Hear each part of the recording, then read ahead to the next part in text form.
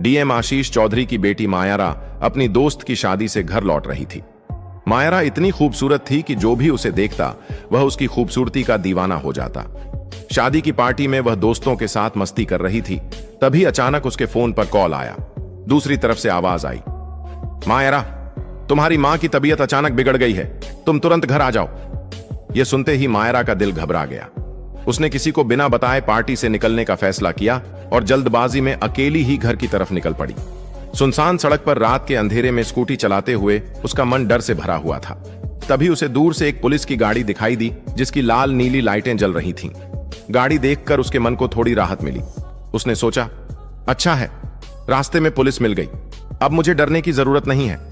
लेकिन उसे यह पता नहीं था कि जिस सहारे की उम्मीद वह कर रही है वही उसके लिए सबसे बड़ी मुसीबत बनने वाला था। जैसे ही वह गाड़ी के करीब पहुंची, उसने देखा कि सड़क किनारे पुलिस की जीप खड़ी है और उसके पास एक इंस्पेक्टर अपने 4-5 सिपाहियों के साथ बैठा हुआ है। सबके हाथों में शराब की बोतलें थीं। वे जोर जोर से हंस रहे थे, ऊट पटांग बातें कर रहे थे और नशे में धुत होकर माहौल बिगाड़ रहे थे। मायरा की नजर जैसे ही उन पर पड़ी, इंस्पेक्टर ने भी उसे देख लिया। उसकी आंखें मायरा पर ठहर गईं। वह हवलदार से हंसते हुए बोला, अरे देखो, कैसी हसीन परी चली आ रही है, आज तो मजे ही मजे हैं। ये तो जैसे स्वर्ग से उतरी हुई है, इसे ऐसे ही कैसे जाने दें। इतना कहते ही इंस्पेक्टर और उसके सिपाही मायरा के रास्ते में आकर खड़े हो गए।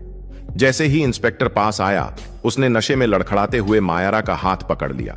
उसकी आंखों में एक गंदी चमक थी। वह हंसते हुए बोला, अरे ये तो सचमुच स्वर्ग से उतरी हुई परी है। इतनी खूबसूरत लड़की रात के अंधेरे में कहां चली जा रही है।